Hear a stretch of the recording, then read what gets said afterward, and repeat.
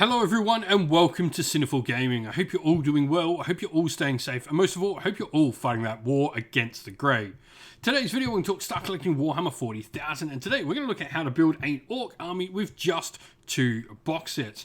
Now the army in question is going to be 1,000 points, but we're going to use just the Boarding Patrol and the Combat Patrol box set to build said army up. Now with that said, we're going to go through both box sets in turn, talk about the units that come inside both box sets before showing you our little sample army list at the end of the video. But to get you started, first of all, we have the brand new Boss Snitrot in the Boarding Patrol box set. Now Boss Snitrot has some cool rules. For starters, he has the Cunning Infiltrated rule where during deployment he can be set up 9 inches away from enemy models and the enemy's deployment zone. He also has the Terrifying Killer aura where enemy units within 6 inches of him are -2 to their leadership. On top of that, a 5-up invulnerable save thanks to his Dead Tough rule is really nice, and the Throat Slitter means each time this model makes an attack if it's within 1 inch of a terrain feature, it adds 1 to its wound rolls. Blood Axe Commando units also get to add 1 to their hit rolls while they're within 6 inches of him, and his Sneaky as Git rule means anytime he's benefiting from cover, he adds 2 to any armor saving throws in addition, and which is just awesome. Now, he's got Mork's Teeth, which are strength user, so strength 6, -2 AP, damage 2, some nice, decent close combat weapons as well. Joining him in the box set, of course, you can't have Boss Snitrot without having unit commandos alongside him. Commandos share a lot of similar rules. So they've got the Cunning Infiltrators, Sneaky Gits, and Throat Slitter rules. Throat Slitters in this case adding 1 to the wound rolls, terrain feature. Same sort of rules all across the board as Snitrot. They've got a variety of different weapons they can bring in from big shooters, breacher rams, shocker pistols, burners, custom shooters, and rocket launchers. They can also have a bomb squig, which potentially can do some mortal wounds, and a distraction grot as well, where once per battle, when the bearer is selected to fight, you can treat models in this unit as if they were within 1 inch of a terrain feature, as the grot effectively provides a distraction for them. Other than that, they are going to have their standard sort of weapons, which are going to be choppers, -1 AP damage, 1 with the additional attack coming out, putting them at 3 attacks base. So some super solid stuff there. We get a unit of 10 Beast Snagger Boys in this box set as well. These are one of the many troop options we've got available to us with the Orcs. Beast Snagger Boys are going to hit out with a base 3 attacks thanks to having those choppers. And, you know, they're just pretty solid fighters all in all. Strength and toughness 5. Not much else really needs to be said about them. But the last unit we have inside this box set are the Flash Kits. Flash Kits are a heavy support choice, and they're going to provide us with some really decent shooting to back up the combat potential we've got in the rest of this box set. And so the Flash Kits, their big weapon is of course the Snaz Gun, heavy 3, strength 6, -2 AP, damage 2. Now, you can obviously choose to give some extra wargear options to the unit. Git Finder Squig means each time a range attack is made by this model, you can add 1 to the hit roll, and this can go on the Captain. The Captain can also choose to have either a Chopper or Slugger in addition. And for each 5 models in the unit, you can also include an ammo run, where once per battle, when the bearer makes a ranged attack, you can reroll the hit roll for them as well. All in all, you know, provide some nice shooting. They're 2 wound orcs as well, 3 attacks in melee, so they're still orcs in combat with strength 5. 3 attacks, they're going to be doing some decent stuff in there. But, you know, a nice, fun, heavy-powered unit for your backfield objective holding. And indeed to provide some decent strength shooting. And so then we have the Start Collecting, or the Combat Patrol box set for the Orcs. Now, this, first of all, contains a War Boss in Mega Armor, one of the coolest looking models in the Orc range, I think. Absolutely love this model. Now, first of all, he's got his Ooge Chopper, which is +3 strength, -3 AP, damage 2. This means he'll be hitting at strength 9 in total. 5 attacks, 7 wounds there. Really decent, solid combat hitter, especially with weapon skill 2+. His big shooter is Dakka 5-3. Now, Dakka weapons are interesting. They're Orc-specific weapons. What happens is they generally have 2 values for the number of attacks they make. When a model shoots a Dakka weapon, use the first value if the target's within half range, and if they're not within half range, you use the other value. So you get more shots generally when you're closer most of the time. Now, he's dead tough, so he's got a 5-up invulnerable save and a 2-up armor save as well. The Grot Gunner, each time this model makes an attack with a big shooter or a relic that replaces the big shooter, you can add one to the attack's hit roll because he's got that little grot on his shoulder firing it, so this means it'll generally hit on a 4+. And then his War Boss Aura is, while if only a clan core or clan character unit is within 6 inch, they can add one to their hit rolls with melee attacks, which is really cool. Now, joining him, we have 20 Orc Boys, very similar sort of to the Beast Snagger Boys, though they've got a few different options. They've got 2 attacks each, generally coming with those choppers in there for the +1 attack for 3 attack standard. Now, you can choose to swap them out with the shooters, so you can get them with the little bit better guns, and the 2-handed guns in there, which will be DAC at 3-2. And you can get a variety of different weapons in there as well.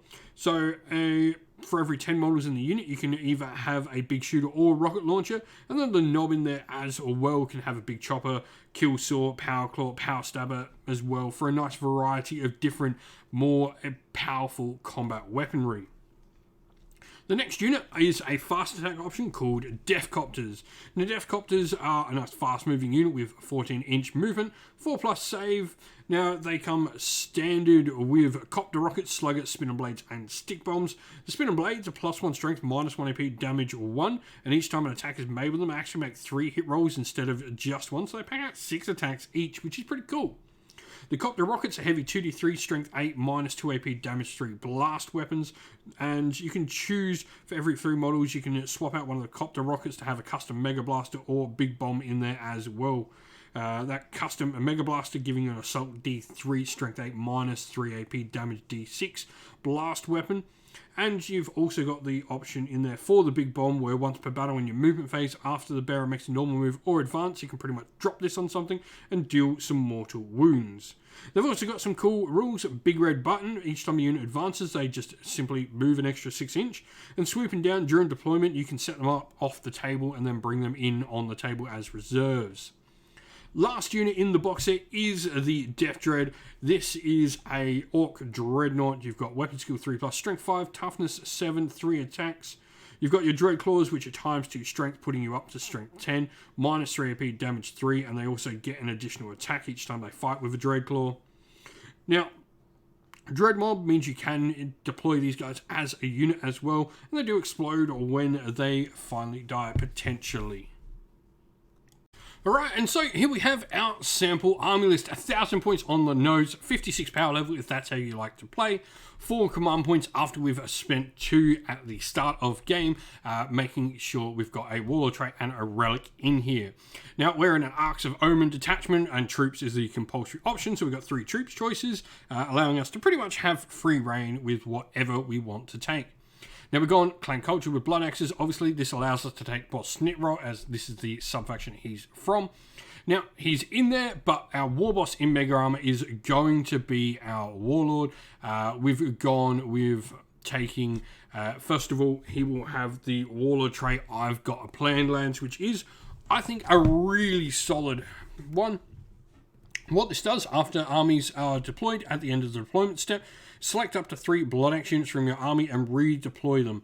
If the mission uses strategic reserves, they can be put into strategic reserves without CPs having to be spent. I think this redeploy and null deploy ability that things like this can generate is just super, super powerful for me. This is just going to allow you to do a ton of different things and just really sort of push through and, help you outmaneuver your opponent right from the get-go. Now, we have gone for a relic, which will be Head of Whopper's Kill Chopper. This replaces his Ooge Chopper, puts it ×2 strength, -3 AP, damage 2, and the ability for some mortal wounds on it as well. Now, troops-wise, we go into having 2 units of Orc Boys, both with the Boss Knobs in there. We've got a big chopper on one, and we've also got a big shooter in one of the units, while the other one is just going to have a standard unit of boys. The Beast Snaggers will have a Power Snapper on the Beast Dragon Knob on there, but other than that, nothing else. Keeping these nice and cheap, not wanting to put too much points into them, really. They are going to be, our grunts. The Commandos, on the other hand, we've got the Bomb Squig, the Distraction Grot, and all the upgrade options available with the Big Shooter, Breacher Ram, Burner, Shocker Pistol, Custom Scorcher, and Rocket Launcher in there. Then we got the Death Copters in there, no extra upgrades. The Death Dread in there with the Stomp-O-Matic Pistons. So this is one of the custom mech jobs we can get for the army. Stomp-O-Matic Pistons, what does it do? Add 3 inch to the movement and add 1 to its advance rolls. This is just good for getting the Death Dread, which we've gone for 4 Power Claws on to get into combat nice and quick. We then have the Flash Gits in there as well. Captain has a chopper, a Git Finder Squig in there as well. All in all, a nice fun orc list with some decent shooting, pretty good combat, and a decent amount of bodies on the table as well. If you've got some ideas on how to combine these two boxes, how you would load out your units, let us know your thoughts down in the comments below. Well, that's the end of the video. We hope you all enjoyed. If you did, please don't forget to leave a like and subscribe to the channel if you haven't already. And also drop a comment down below letting us know what you enjoyed about the video. If you'd like to come chat more with me and other members of our little community here at Cinderful Gaming, we have a Discord server which is linked down in the video's description. Also linked down in the video's description are the best ways to help support the channel, either by Patreon, YouTube members, or by grabbing yourself some merch from either our Ko-fi or Teespring stores. All of those things are linked down in the video's description.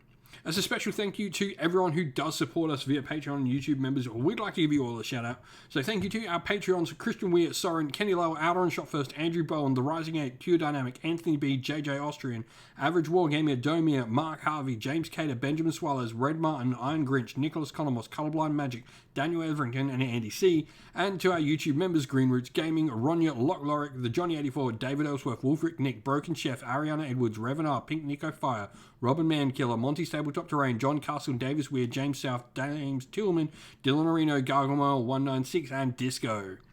Thank you all so much for your support, and special shout out to Lady Witchfox Art, who does all the amazing artwork for the channel, and to everyone who helps run the channel, whether that be on the Discord server as our mods, on our live stream mods, or the guys that come around and help provide the battle reports for you all to watch.